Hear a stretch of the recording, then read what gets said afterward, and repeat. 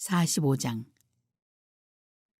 너희는 제비 뽑아 땅을 나누어 기업으로 삼을 때 한 구역을 거룩한 땅으로 삼아 여호와께 예물로 드릴지니 그 길이는 25,000척이요 너비는 10,000척이라.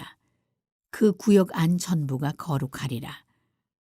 그 중에서 성소에 속할 땅은 길이가 500척이요 너비가 500척이니 네모가 반듯하며 그 외에 사방 50척으로 전원이 되게 하되 이 측량한 가운데에서 길이는 25,000척을 너비는 10,000척을 측량하고 그 안에 성소를 둘지니 지극히 거룩한 곳이요 그곳은 성소에서 수종드는 제사장들 곧 하나님께 가까이 나아가서 수종드는 자들에게 주는 거룩한 땅이니 그들이 집을 지을 땅이며 성소를 위한 거룩한 곳이라.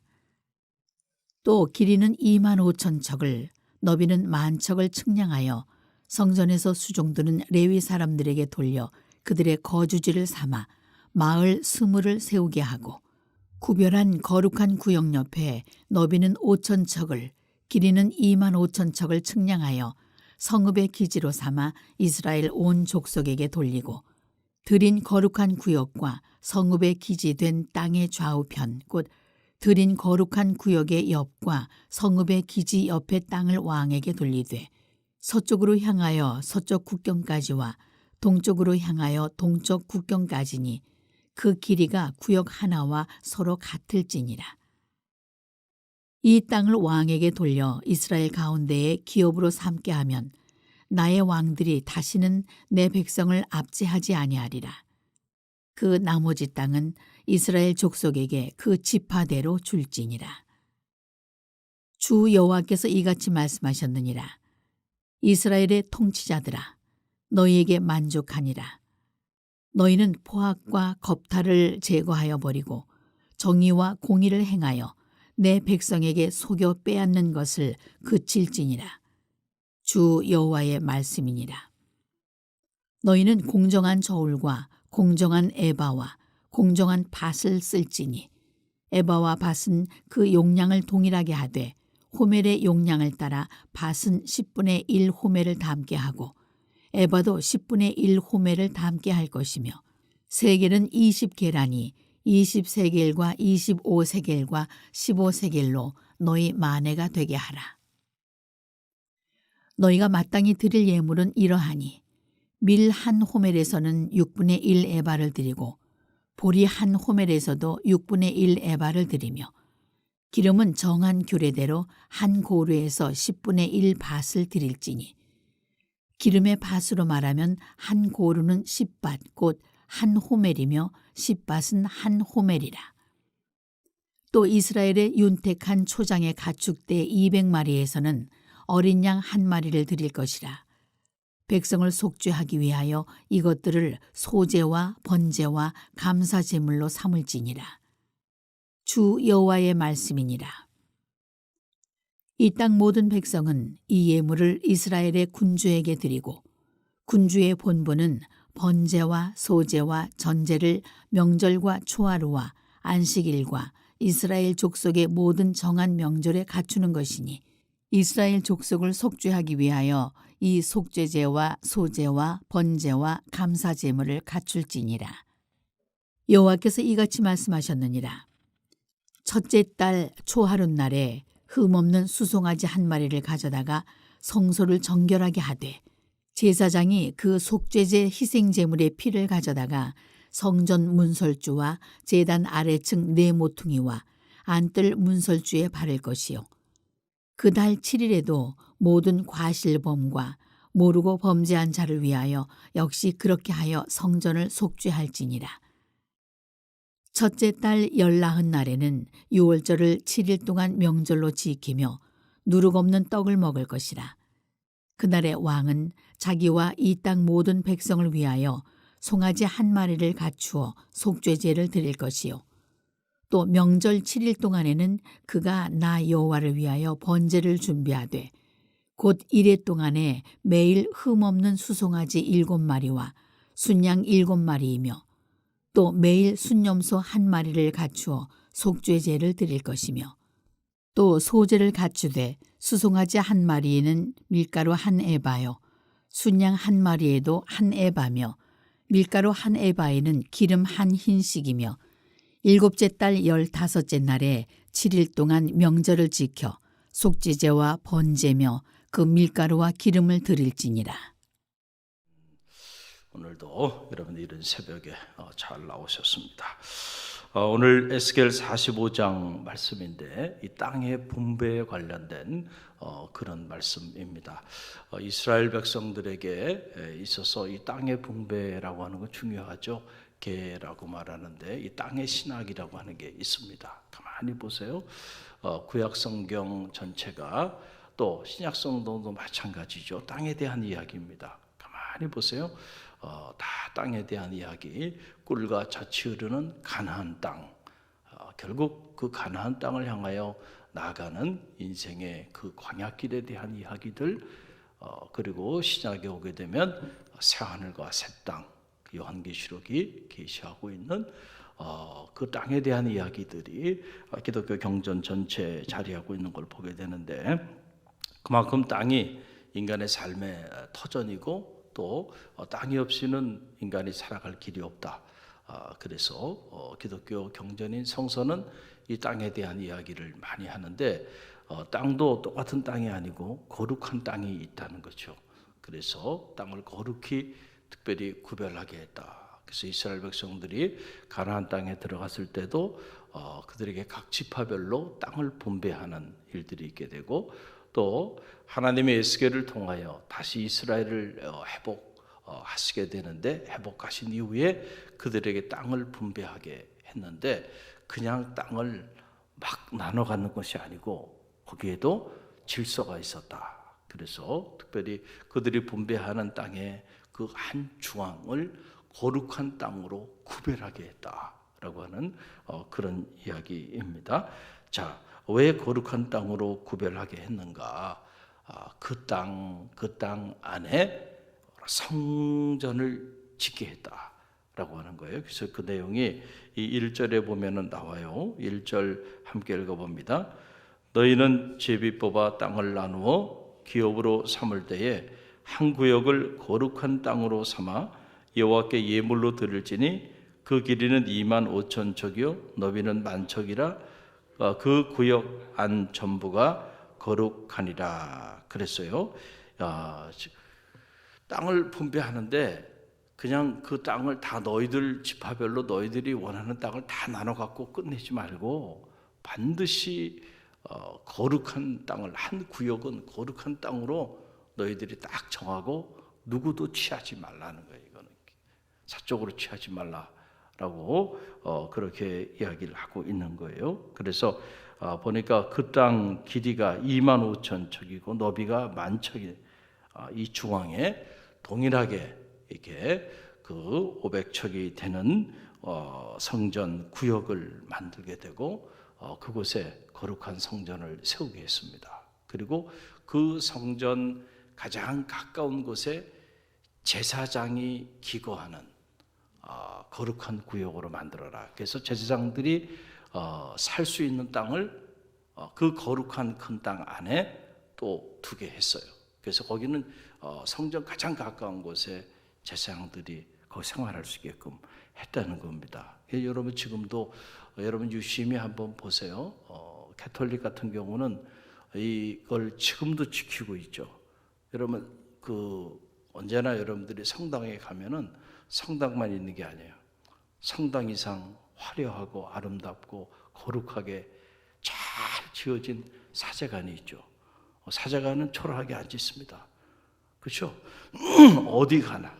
베론 성지도 한번 가보세요. 베론 성지 가면 사제관이 있어요, 없어요?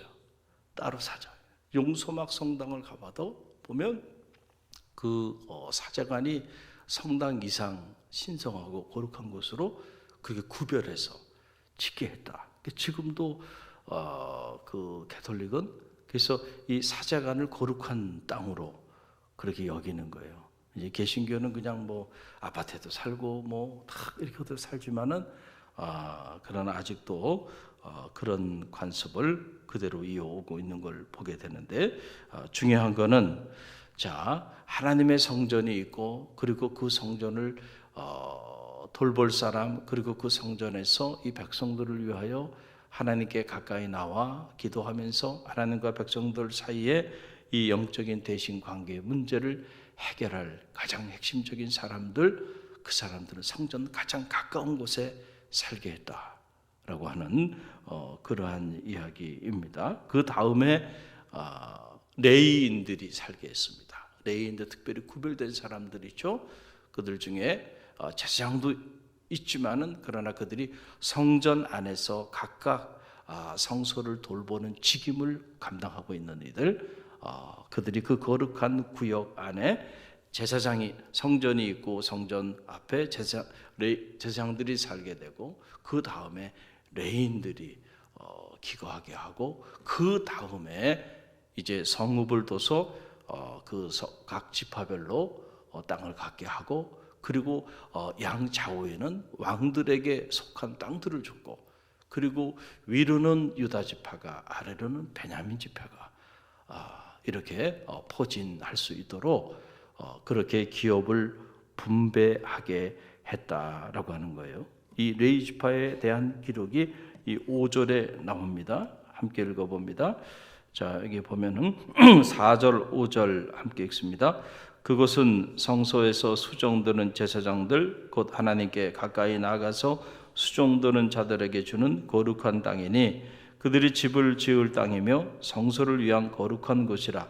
또 길이는 2만 5천 척을, 너비는 1만 척을 측량하여 성전에서 수종드는 레위 사람들에게 돌려 그들의 거주지를 삼아 마을 20을 세우게 하고. 자, 이게 제가 말씀드렸던 이제 그런 내용들이 거기 나오는 거고, 또 거룩한 구역 양옆에 왕들에게 땅을 주는 내용이 6절로 7절에 나와요. 6절 7절 함께 읽어봅니다. 구별한 거룩한 구역 옆에 너비 5천 척을, 길이는 2만 5천 척을 측량하여 성읍의 기지로 삼아 이스라엘 온 족속에게 돌리고, 드린 거룩한 구역과 성읍의 기지된 땅의 좌우편 곧 드린 거룩한 구역의 옆과 성읍의 기지 옆의 땅을 왕들에게 돌리되, 서쪽으로 향하여 서쪽 국경까지와 동쪽으로 향하여 동쪽 국경까지니 그 길이가 구역 하나와 서로 같을지니라. 아멘. 자, 이 말씀을 이렇게 묵상하면서 무슨 생각이 드냐면, 여러분들이 유럽을 이렇게 여행을 해보면, 자, 유럽이라는 도시들이 어느 도시나 마찬가지입니다. 다 동일해요. 뭐가 동일하냐면은, 어디나 여러분들이 그 도시를 가게 되면은, 그러면은 그 도시 중앙에 반드시 교회가 있습니다. 그렇죠? 그래서 여러분들이 유럽을 투어하면 계속 교회만 보는 겁니다. 여기 가도 교회, 저기 가도 교회. 왜냐하면 그 도시 중앙에 교회가 있고, 또 교회 앞에 광장이 있어요. 광장 문화죠. 그러니까 교회가 있고, 교회를 중심으로 사람들이 모일 수 있는 광장이 있고, 그리고 그것을 중심으로 해가지고 뭐가 형성이 되냐? 도시가 만들어져요. 도시가. 여러분들이 유럽을 다녀보면 그걸 알게 돼요. 그 왜 그러냐면 바로 이 원리입니다. 그렇죠? 여러분 출애굽해서 광야를 지날 때도 하나님이 성막을 짓게 했잖아요. 그 성막도 마찬가지입니다. 이스라엘 백성들이 그냥 그 장정만 60만, 어린아이까지 다 해가지고 한 200만 정도 되는데 그냥 막 지나간 게 아닙니다. 무질서하게. 그게 아니고 그 중앙에 뭐를 짓게 한 거예요? 성막을 짓게 했고, 성막을 중심으로 각 지파별로 포진하게, 가장 가까운 곳에는 구별된 제사장과 레위인들이 포진되어 있고, 그리고 그들을 중심으로 해가지고 그 둘레에 각 지파들이 포진해가지고요. 한번 생각해 보세요. 중앙에 성막이 있고, 그리고 그 성막을 또 이동해야 하니까 텐트처럼 돼 있으니까 걷어서 또 짊어 메고, 그리고 또 나아가야 되잖아요. 근데 그냥 막 가는 게 아니고 그 주변에 다 각 지파 사람들이 포진돼 있게 했다라고 하는 거죠. 예루살렘 성전도 마찬가지예요. 예루살렘 성전 있고 성전 주변에 각 지파별로 성전을 중심으로 다 이렇게 포진해 있게 한 거예요. 유럽의 도시도 마찬가지죠. 유럽이 그 영화라고 때 정말 세계의 중심이 유럽이었던 그때는요, 교회가 그래서 수백 년, 보통 500년, 600년, 가우디 성당 같은 경우는 아직도 짓고 있습니다. 언제 끝날지 모릅니다. 우리가 한국의 교회가 뭐 화려하다 이런 얘기죠. 한국에 화려한 교회 없습니다. 거기에 비해 보면 여러분 수백 년 동안 아직도 짓고 있는 교회들이 있는데, 그걸 보면 한국의 교회들은 보면은 너무 빨리 져요. 그냥 뭐 1, 2년이면 그냥 교회를 뚝딱 지고 그러는데 그렇게 져지는 교회들은 없습니다. 수백 년 동안 짓습니다. 수백 년 동안.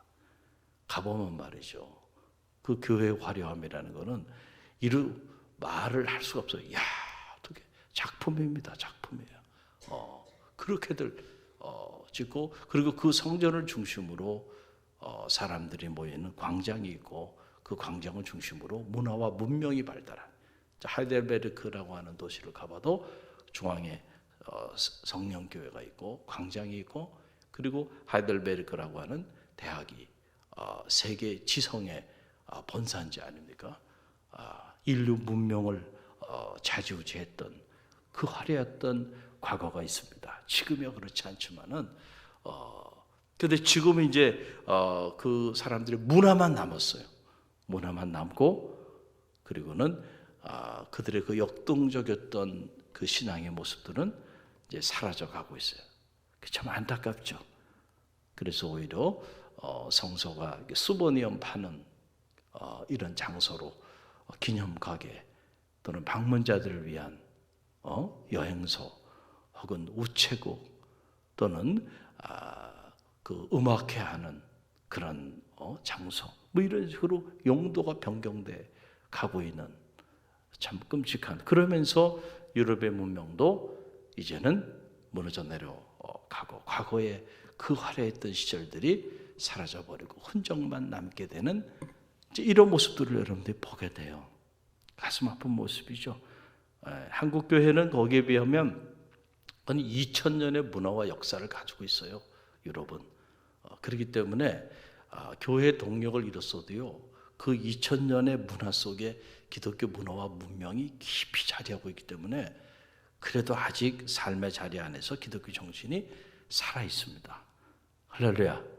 그런데 한국 교회 개신교 역사 해봐야 100여 년밖에 안 됐는데 여러분 어떻게 거기 비교가 되겠어요? 그런데 벌써 우리가 유럽을 본받아서 교회가 점점 문화화되거나 아니면 교회 역동적인 동력을 잃어가고 있어요. 그러니까 한국 교회 만약에 이 상태로 간다면 흔적도 남지 않을 겁니다. 새로운 문화와 문명, 새로운 종교가 이 땅에 지배하게 될 수도 있다. 긴장해야 된다니까요. 할렐루야. 그래서 오늘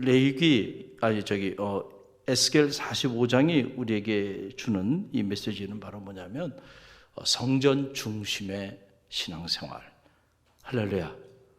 그래서 성전을 여러분들이 일주일에 몇 번 성전을 방문하느냐, 그걸 보면요 그 사람의 영성 지수를 알 수 있어요. 자 보세요. 일주일에 내가 여러분들이 적어도 한 5일 정도를 방문한다. 대단한 겁니다. 또 일주일에 한 번 오시는 분이 있어. 그렇죠? 그리고 한 달에 한 번 오시는 분이 있어. 어떤 분은 1년에 한두 번 방문하시는 분이 있어요. 자, 영성지수가 차이가 나요, 안 나요? 나게 돼 있는 거예요. 그래서 우리가 신앙생활이라고 하는 건 다른 게 아니라 성전 중심의 생활입니다. 할렐루야. 하나님의 거룩한 땅을 구별하고 그 거룩한 땅에 우리의 삶에 거룩한 땅이 있어요. 그 거룩한 성소가 있고 그 거룩한 성소를 중심으로 그렇게 구약 시대부터 성전 중심의 삶을 살게 했다라고 하는 거예요. 저 명성교회 같은 경우는 거기는 새벽 기도를 해야 하니까 사람들이 다 교회 주변으로 이사를 옵니다. 이사를 와요. 그래서 그 명성교회 주변은요, 대부분이 다 명성교회 교인들의 집들입니다. 왜냐하면 매일같이 깨어서 기도해야 하니까 멀리 살아가지고는 기도할 수 없어요. 그래서 새벽 기도 존이 있는 거예요. 새벽 기도 존에 사는 거 축복인 줄 믿으시기 바랍니다. 할렐루야.